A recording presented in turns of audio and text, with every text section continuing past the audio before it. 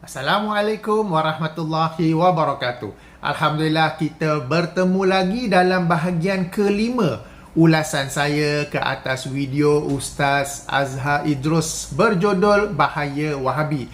Kali ini kita masuk kepada kenyataan Ustaz Azhar Idrus bahawa para ulama di Arab Saudi sibuk mencegah perkara khilafiyah, dalam waktu yang sama membenarkan Amerika Syarikat membina 5 pengkalan tentera di Arab Saudi keliling tanah haram. Padahal Nabi berpesan tidak boleh dua agama selain Islam ada di semenanjung Arab.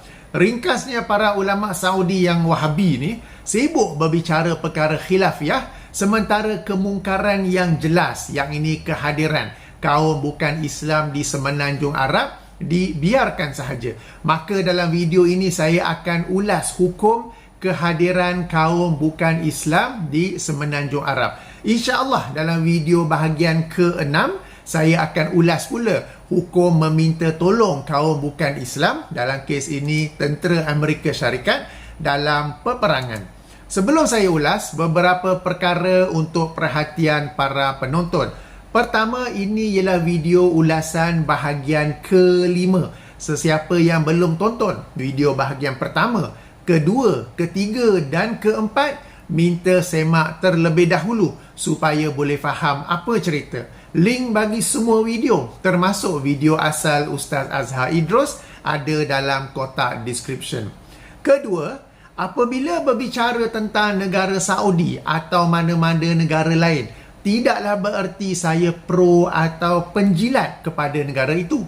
Tidak ada negara yang sempurna Islamnya, termasuklah Malaysia. Cuma apabila kita ingin mengkritik, kritiklah secara adil. Juga, jika berlaku kemungkaran di negara tersebut, tidaklah adil apabila terus disimpulkan bahawa para ulama dalam negara tersebut tidak menasihati pemerintahnya dalam hal ehwal agama, tidak menasihati pemerintahnya bahawa perkara itu adalah mungkar. Kita tidak boleh terus-terus menuduh sedemikian, ya. Perkara ini saya tekankan kerana saya dapati ada sebahagian orang yang begitu anti dengan pihak pemerintah dan ulama di Saudi sehingga dia lupa kepada perintah Allah SWT dalam ayat ke-8 Surah Al-Ma'idah, surah yang ke-5, yang bermaksud, wahai orang-orang yang beriman, hendaklah kamu sentiasa menjadi orang-orang yang menegakkan keadilan kerana Allah, lagi menerangkan kebenaran, dan janganlah sekali-kali kebencian kamu terhadap sesuatu kaum itu mendorong kamu kepada tidak melakukan keadilan. Hendaklah kamu berlaku adil, kerana sikap adil itu lebih hampir kepada takwa, dan bertakwalah kepada Allah. Sesungguhnya Allah Maha mengetahui dengan mendalam akan apa yang kamu lakukan.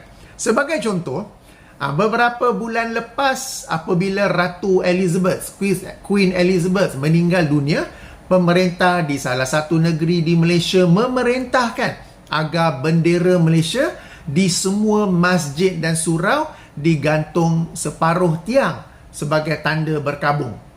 Hanya masjid dan surau, sementara rumah-rumah ibadah kaum lain, gereja ke, tokong kuil ke, tidak diperintahkan hal yang sama. Adakah kita hendak terus membuat kesimpulan bahawa mufti dan para penasihat agama negeri tersebut telah bersetuju dengan perintah itu? Tentu tidak. Boleh jadi mereka sudah memberikan nasihat demi nasihat. Boleh jadi perintah itu dikeluarkan secara tiba-tiba sehingga mereka pun terperanjat dengannya. Okay?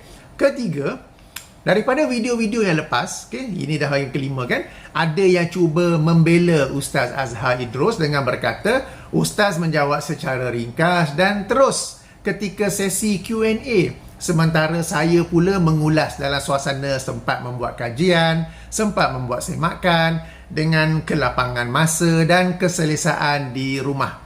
Saya jawab balik, jika seseorang itu dikemukakan satu soalan, lalu dia belum membuat kajian tentang apa yang ditanya, tentang soalan itu, atau dia tidak menguasai subjek, tidak menguasai soalan itu dengan baik, atau suasana tidak sesuai untuk dijawab, maka jangan dijawab soalan tersebut. Yang nak jawab juga tu kenapa?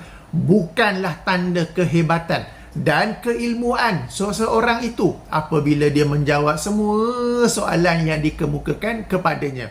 Saya telah memiliki sejumlah video yang mengulas atau react ke atas Ustaz Azhar Idrus. Link sekali lagi dalam kotak description. Sila semak dan sila nilai sendiri ya. Keempat, seperti biasa saya minta jasa baik para penonton untuk menjaga adab dan akhlak apabila menulis komen. Ayuh kita jadikan video ini sebagai perbincangan ilmu dan bukan pula selainnya. Kelima, komen yang biasa saya dapat daripada video-video react atau ulasan sebelum ini ialah kenapa tidak hubungi Ustazah Terbabit dan bincang secara baik, lagi tertutup. Kenapa terus buat video dan sebarkan di media sosial? Jawapannya telah saya berikan sebelum ini dan saya ulangi sekali lagi di sini. Sesuatu yang sudah tersebar luas di media sosial, maka pembetulan, ulasan atau react hendaklah juga disebar luaskan di media sosial agar sesiapa yang sebelum ini telah menonton video yang asal akan juga menonton video pembetulan, ulasan atau react. Dengan itu mereka dapat membuat analisa dan perbandingan antara dalil dengan dalil, hujah dengan hujah.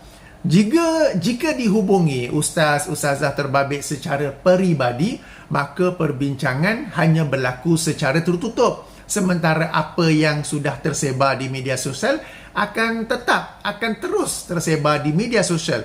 Umat tidak akan tahu apa yang betul atau salah tentangnya.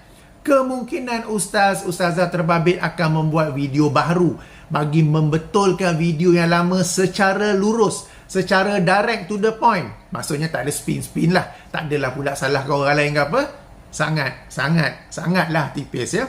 Baik, kita mulakan ulasan atau react. Yang ini hukum kehadiran kaum bukan Islam di Jazirah Arab atau di Semenanjung Arab. Dalil hadis yang dibacakan oleh Ustaz Azhar Idrus dalam video itu, yang ini bermaksud tidak boleh dua agama selain Islam ada di Semenanjung Arab. Hadis tersebut dikeluarkan oleh Imam Malik dalam kitabnya Al-Muwatta sebagaimana yang saya paparkan di belakang saya sekarang ini. Okey, jadi sekarang ini kitab Muwatta Malik riwayat Yahya edisi tahqiq Al-Azami. Baik. Sedikit pengenalan kitab ya. Apa maksud riwayat Yahya? Yang ini kan saya select. Apa maksud riwayat Yahya? Okey. Kitab Muwatta ni sebenarnya sebelum riwayat Yahya saya nak perkenalkan dulu tentang kitab Muwatta. Okey. Kitab Muwatta sebenarnya adalah satu kategori kitab hadis sebagaimana kitab sahih, kitab sunan, kitab musnad, kitab mu'jam, musannaf dan lain-lain. Kitab kategori Muwatta ini menghimpun hadis-hadis Nabi SAW, asar sahabat dan ucapan serta fatwa para tabi'in yang berkaitan dengan ilmu fiqh ataupun hukum-hukum fiqh secara khusus. Maknanya ia lebih emphasis, ia lebih memberi penekanan kepada hukum-hukum fiqh. Jadi ia bukan hanya sebagai nama khusus kitab Imam Malik sahaja, bahkan ada yang berpendapat Muwatta ini duduk dalam bidang fiqh dan bukannya hadis. Ada yang berpandangan ya. Selain Al-Muwatta yang ditulis oleh Imam Malik, ada beberapa kitab Muwatta yang ditulis oleh ulama hadis yang lain. Antaranya sebagai contoh kitab Al-Muwatta karya Imam Muhammad bin Abi Zib yang wafat tahun 158 Hijrah. Kitab Al-Muwatta karya Imam Abdul Aziz Al-Majishun yang wafat tahun 164 Hijrah. Kitab Al-Muwatta Al-Kabir, Muwatta As-Saghir karya Imam Abdul Wahab yang wafat tahun 197 Hijrah. Dan kitab Al-Muwatta karya Imam Abdullah bin Muhammad Al-Marwazi wafat tahun 293 Hijrah. Cuma kitab Al-Muwatta yang paling masyhur antara Muwatta yang ada ialah kitab yang disusun oleh Imam Malik yang wafat tahun 179 Hijrah. Sehingga ketika disebut saja kitab Al-Muwatta secara umum, yang dimaksudkan adalah kitab Muwatta Imam Malik. Yang lain tu tak masyhur, bahkan ada yang sudah hilang, bahkan mungkin juga tidak lagi dicetak sekarang ni ya. Okey, itu tentang nama Muwatta. Kemudian kitab Muwatta' Imam Malik ni pula diriwayatkan oleh lebih kurang ataupun lebih daripada 30 murid beliau. 30 naskah Muwatta' Imam Malik ini sedikit berbeza-beza antara satu riwayat dengan riwayat lainnya. Kerana Imam Malik selalu buat, kita sebut apa, revision untuk isi kandungan kitab Muwatta'nya. Oleh itu, edisi riwayat Al-Muwatta' yang diriwayatkan oleh murid beliau tahun pertama berbeza dengan edisi riwayat Al-Muwatta' di tahun kedua dan seterusnya. Hal inilah yang menyebabkan edisi riwayat Al-Muwatta' dari Imam Malik berjumlah banyak. Yang ini sekitar lebih 30 edisi atau riwayat, ya. Edisi atau riwayat yang paling masyhur ialah riwayat Yahya. Macam yang boleh nampak sini, ya. Muwatta' Malik, riwayat Yahya. Okey, nama penuhnya ialah Yahya bin Yahya Al-Laisi yang wafat tahun 234 Hijrah. Selain itu ada riwayat lain yang masyhur, antaranya ialah Muwatta' riwayat Muhammad bin Hasan Al-Syaibani yang wafat tahun 189 Hijrah dan Muwatta' riwayat riwayat Abu Mushab Al-Zuhri Al-Madani yang wafat tahun 248 Hijrah. Baik, jadi sekarang kita sedang rujuk kitab Muwatta' riwayat Yahya edisi tahqiq. Okey, edisi tahqiq di sini. Nampak di sini saya select.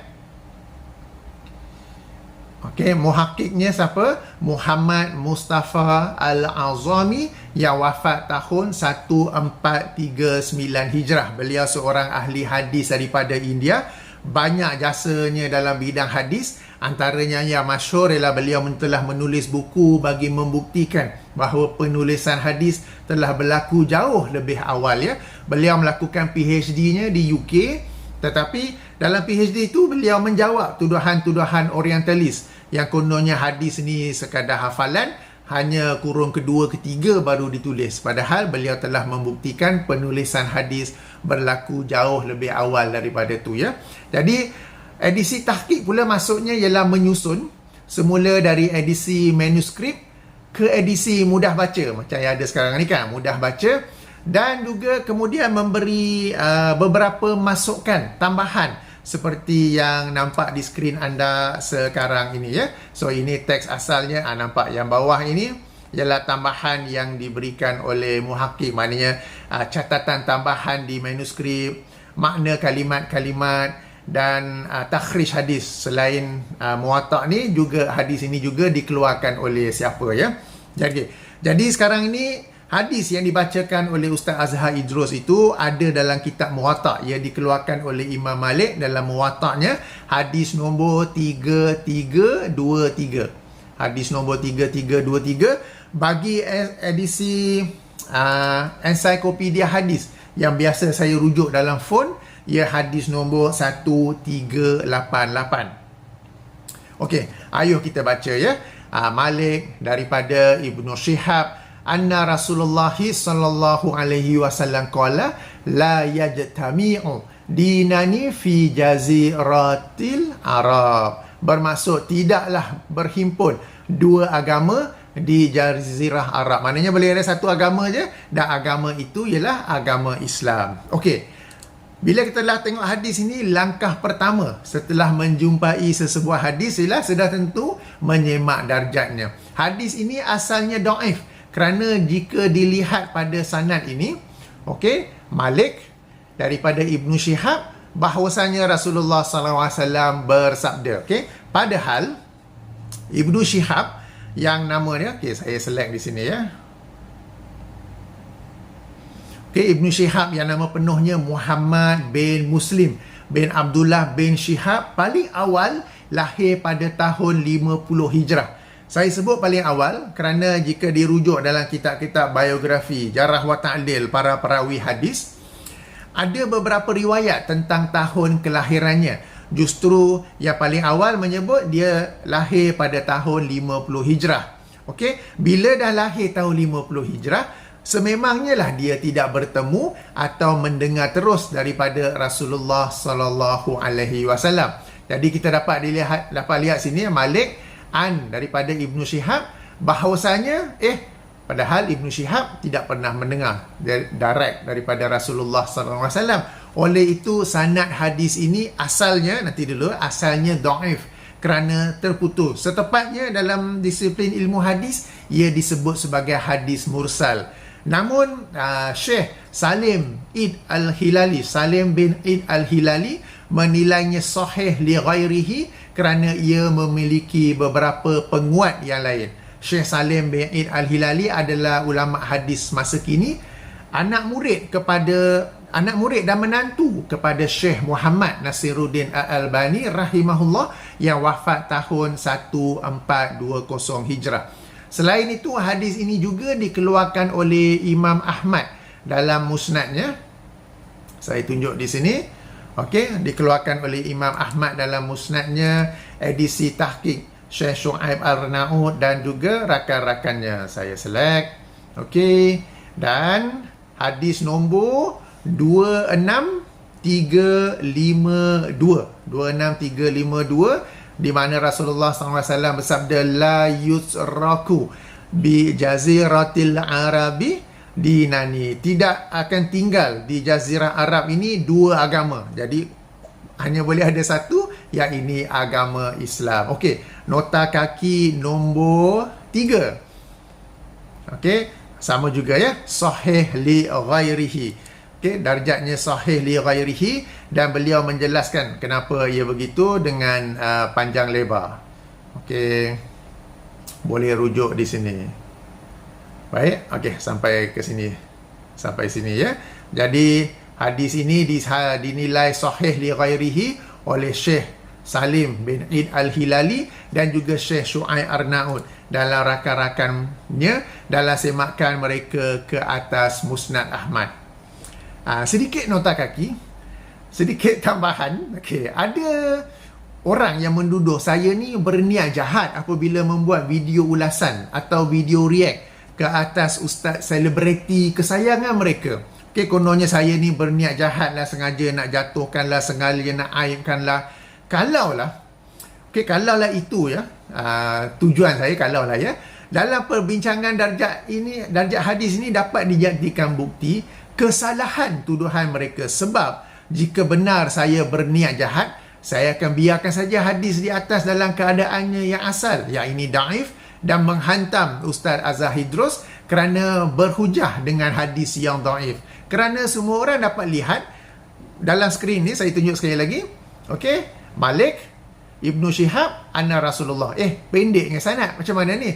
Ada missing link di sini. Yang ni nama sahabat tiada di situ kan. Jadi semua orang boleh nampak, bukan saya yang kata dhaif, semua orang boleh nampak bahawa sanad hadis ni terputus, atau lebih tepat mursal. Tiada sahabat yang menghubung antara Nabi SAW dan Ibnu Syihab. Tetapi sebaliknya, saya berusaha mencari penelitian ahli hadis tentangnya dan menerangkan serta menjelaskan darjatnya bahawa yang benar ia adalah sahih li ghairihi dan bukannya dhaif sebagaimana yang zahir kelihatan pada sanadnya ya. Okey, baik, ini dari sudut darjat hadis. Sekarang kita masuk pula pada maksud hadis ya. Para ulama apabila mensyarahkan, membicarakan hadis ini, mereka memberi tumpuan kepada sabda Rasulullah SAW, jazirah Arab. Ia bukanlah semudah semenanjung Arab seperti mana yang difahami oleh Ustaz Azhar Idrus. Okay, jika kita rujuk kepada catatan pentahqiq di dalam Muwatta' Imam Malik ini, Syekh Dr. Muhammad Mustafa Al-Azami rahimahullah, beliau telah mengemukakan catatan sisi dalam manuskrip asal bahawa, kita rujuk di bahagian bawah sekarang ni ya. Sesiapa yang tonton guna handphone, kalau yang bawah ni macam kecil sangat, boleh pinch and zoom ya.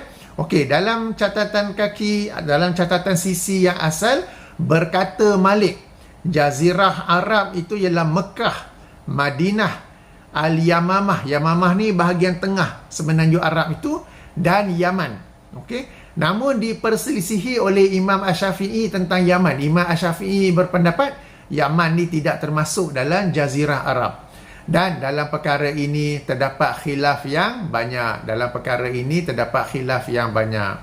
Dalam catatan sisi edisi manuskrip yang lain pula, Kalau ada tanda qaf macam ni, tanda huruf-huruf tertentu, ia berarti manuskrip yang berbeza. Boleh kita rujuk dalam muqaddimah pentahqiq dalam kitab tu ya. Berkata Ibnu Waddah. Ibnu Waddah ni siapa pula? Okay, Ibnu Waddah ni ialah Muhammad bin Waddah Al-Andalusi yang wafat tahun 186 Hijrah. Satu riwayat kata 187 Hijrah. Beliau berkata, fi Jazirah Arab itu yang dimasukkan ialah Mekah, Madinah dan Yaman. Jadi semenanjung Arab atau Jazirah Arab itu bukanlah seluruh semenanjung Arab, tetapi beberapa daerah atau kawasan tertentu. Ia berkata Malik. Malik di sini Imam Malik ni lah. Ini yang dicatat oleh Yahya bin Yahya Al-Laisi. Ini ialah daripada riwayat Malik. Ini catatan tambahannya. Berkata Malik, Jazirah Arab tu, saya ulangi, ialah Mekah, Madinah, Al-Yamamah dan Yaman. Sementara Imam Syafi'i ni anak murid kepada Imam Malik. Maknanya Imam Syafi'i pun ada hadis sama ketika itu dan beliau berbeza pandangan tentang Yaman. Maknanya bagi Imam Syafi'i, Yaman ni tak termasuk dalam Jazirah Arab. Dan tentang perkara ini, tentang daerah sempadan manakah yang dimaksudkan sebagai Jazirah Arab, terdapat khilaf yang banyak. Dan dalam edisi manuskrip yang lain berkata Ibnu Waddah, Jazirah Arab yang dimasukkan itu ialah Mekah, Madinah dan juga Yaman. Rujukan seterusnya pula dikemukakan oleh Syekh Muhammad Mustafa Al-A'zami ialah Al-Zarqani. Sekejap ya. Al-Zarqani. Al-Zarqani ni siapa pula ya? Beliau ialah Syekh Muhammad bin Abdul Baqi Al-Zarqani, ulama Al-Azhar Mesir yang wafat tahun 1122 Hijrah. Kitabnya yang masyhur mensyarahkan Muwatta' Imam Malik ni, judulnya Syarah Al-Zarqani ala Muwatta' Imam Malik, yang kemudiannya telah pun diringkaskan oleh muhaqqiq di sini ya. Maknanya dalam kurungan ni, makna kalimat bila merujuk tentang fi Jazirah Arab, ia adalah Mekah, Madinah dan Al-Yamamah. Nampak di sini saya select. Siapa yang tak nampak boleh pitch and zoom. Sabda Nabi SAW ya, fi Jazirah Arab, yang dimaksudkan itu sebagaimana syarah Al-Zarqani, itu ialah Mekah, Madinah dan Al-Yamamah. Jadi bukanlah seluruh semenanjung Arab seperti mana yang difahami oleh Ustaz Azhar Idrus. Sebenarnya kalau kita rujuk dalam kitab-kitab yang mensyarahkan Al-Muwatta', kitab-kitab tafsir ketika menafsirkan ayat 28 surah At-Taubah, saya ulangi, ayat 28 surah At-Taubah, dan kitab-kitab fiqh, akan ditemui perbezaan pendapat yang banyak tentang isu ini. Ringkasnya, apabila Rasulullah SAW bersabda tidak boleh berhimpun dua agama di Jazirah Arab, ataupun lafaz Musnad Ahmad tadi, tidak boleh tinggal dua agama di Jazirah Arab, mereka khilaf tentang pertama, daerah yang dimasukkan oleh Rasulullah SAW sebagai Jazirah Arab. Ini seperti mana yang saya baru jelaskan ya. Kedua, mereka khilaf tidak boleh ada agama lain tu berarti tiada orang kafir langsung, atau maknanya tiada orang kafir secara mutlak, atau dibezakan antara kafir zimmi, yakni orang kafir yang ada perjanjian damai, dan kafir harbi, yakni orang kafir yang sememangnya dimusuhi dan diperangi. Ada khilaf di situ. Kemudiannya yang ketiga, mereka khilaf pula bagi penganut agama selain Islam, tak boleh terus ke, maknanya tak boleh tetap tinggal di situ, sama ada tak boleh secara mutlak tak boleh tinggal ke, ataupun dibezakan antara pemastautin, yakni confirm tetap di sana, atau sekadar persinggahan sementara seperti sekadar musafir saja. Keempat, kemudian mereka juga khilaf bagaimana dengan utusan atau wakil daripada pemerintah yang bukan Islam. Maknanya utusan atau wakil itu bukan Islam, tetapi diberi keizinan untuk pemerintah untuk masuk sementara di kawasan yang disebut sebagai Jazirah Arab ini. Dan kelima, bagaimana pula jika orang bukan Islam tu diperlukan kerana kepakaran khusus yang dimiliki olehnya. Jadi dia bukan mastautin, tetapi sekata sementara waktu, masuk di Jazirah Arab tu sementara waktu sebagai utusan atau wakil pemerintah kerana kepakaran khusus yang dimiliki olehnya. Jadi ada khilaf di situ. Okay?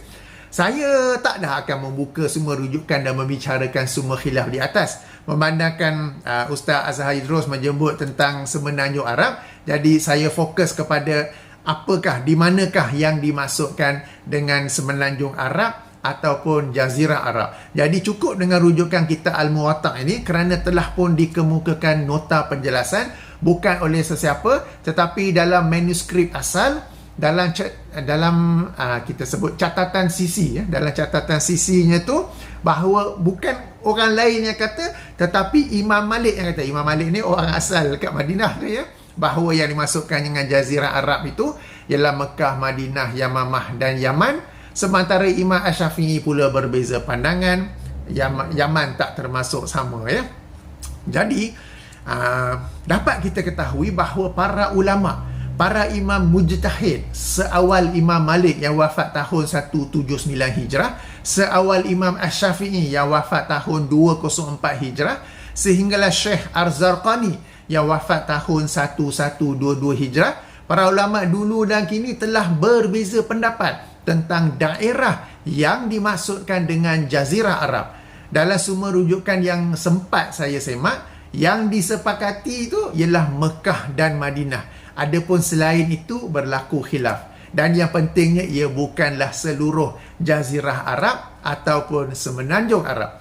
Daripada penjelasan yang baru saya kemukakan ini, dapat diperhatikan bahawa pertama, Ustaz Azhar Idros telah melakukan kesalahan kerana berhukum atau mengeluarkan hukum berdasarkan zahir hadis dan kemudiannya mengkritik para ulama Saudi sebagai kononnya tidak mengendahkan hadis tersebut. Kedua, Ustaz Azhar Idros juga dalam video yang sama menuduh Wahabi ini sebagai tidak ikut pandangan mana-mana ulama atau imam mujtahid, ikut pandangan sendiri saja. Padahal yang benar dalam contoh ini Ustaz Azhar Idros yang tidak mengikut atau merujuk mana-mana ulama dalam memahami hadis yang sedang kita rujuk sekarang ni, sebaliknya ikut pandangannya sendiri sahaja.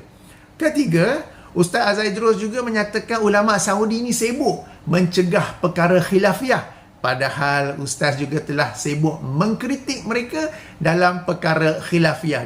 Ustaz Azhar Idros menyangka ini adalah satu perkara yang tak ada khilaf, padahal ada khilafiyah yang banyak di dalamnya ya. Ada banyak dia, bukan sekadar daerah, tetapi macam saya sebut tadi ya, khilaf tu berlaku dalam beberapa aspek yang lain. Okey, sebelum berakhir, ada dua perkara tambahan yang ingin saya jelaskan. Pertama, Ustaz Azhar Idros juga dalam video yang sama mendakwa wujudnya 5 pengkalan tentera Amerika di sekeliling Tanah Haram. Tanah Haram merujuk kepada kawasan sekitar Mekah dan Madinah. Ayuh kita semak. Okey, kita boleh saja Google dan di sini ya, satu laman web US Military Bases. Okey, militarybases.com, US Military Bases in Saudi Arabia. Okey, link bagi laman web ini saya ada kemukakan dalam kotak description. Ayuh kita semak. Ada 1, 2, 3, 4, 5. Ada 5 pengkalan tentera Amerika di Saudi. Jadi betul lah sebagaimana yang katakan oleh Ustaz Azhar Idros. Cuma manakah lokasinya? Betulkah ia di sekitar Mekah dan Madinah? Betulkah ia sekitar Tanah Haram? Baik. Lokasi yang pertama ialah Askan Village Air Force Base in Riyadh. Kalau Riyadh kita tahulah dia di bahagian tengah tu kan. Okey, ini Google Map, nampak sini Askan Village ya. Di tengah sini. Mekah dan Madinah kalau di sini. Nampak? Yang ini Mekah, yang ini Madinah. Okey, ini base yang pertama. Base yang kedua, King Abdul Aziz Air Base, Eastern Province. Eastern Province ni wilayah timur. Timur kita dah tahu lah, bukan sebab Mekah dan Madinah di bahagian barat. Okey, jom kita rujuk. Okey. Nampak ni King Abdul Aziz kan? Jadi ia di sebelah timur. Mekah dan Madinah di sini. Jauh di sebelah sini. Alright. Ketiga, King Fahd Air Force Base in Dammam. Maknanya di Air Force Base ni ada tentera udara Saudi dan juga tentera udara Amerika Syarikat. Dammam ni mana pula? Kita ada Google Map. Sebelah timur juga. Alright. Seterusnya mana? King Khalid Air Base, also referred to as King Khalid International Airport, is one of the closest airport to the Arabian capital, Riyadh. Dekat Riyadh juga. Tengah sini lah. King Khalid International Airport. Dari mana lapangan terbang tu macam lapangan terbang Subang di Kuala Lumpur kan. Commercial ada, military pun ada. Alright. Di Riyadh. Mekah Madinah mana? Mekah dan Madinah di bahagian barat ya. Dan yang kelima di mana?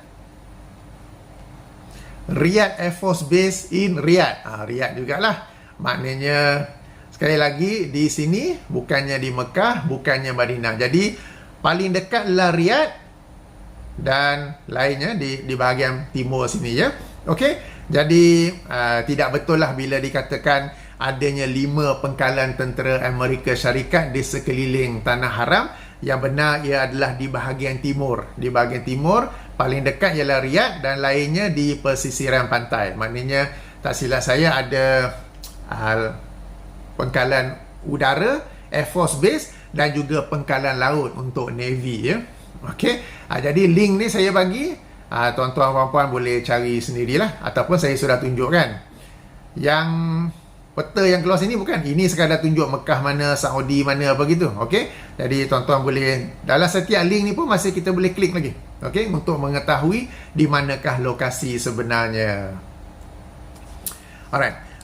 Kedua, kehadiran jenama kafir, jenama bukan Islam di Mekah, di Madinah. Restoran ke, hotel ke, bukanlah bererti kehadiran orang kafir di sana. Sebab saya mendapat feedback kadang-kadang jemaah yang pergi buat umrah ke apa, tengok ada hotel Hilton, tengok ada hotel JW Marriott, ini hotel-hotel kafir, ada orang kafir di depan Masjidil Haram. Okey, itu sekadar jenama. Okey, bukanlah bererti kehadiran orang kafir di sana.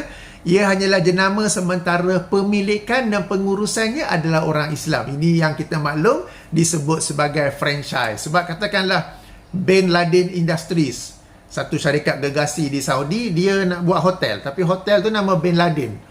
Orang pun tak nak lah duduk kan. Teringat pula Osama Bin Laden ke apa. Tapi dia discuss franchise dengan JW Marriott katakan. Ataupun mana-mana hotel yang memang masyhur. Dan pemilikannya itu, pengurusannya pun orang Islam. Cuma pengurusan perhotelan tu asalnya dihantar training lah ke tempat training JW Marriott ke apa. Samalah dengan nama restoran ke apa ya. Ketiga, setahu saya kerajaan Arab Saudi memang melarang kehadiran kaum bukan Islam di tanah haram Mekah dan Madinah kecuali dengan kelulusan khas, dan ini pun untuk tempoh sementara dan ada urusan tertentu. Mereka bukanlah diberi kelulusan untuk menjadi pemastautin tetap di sana ya.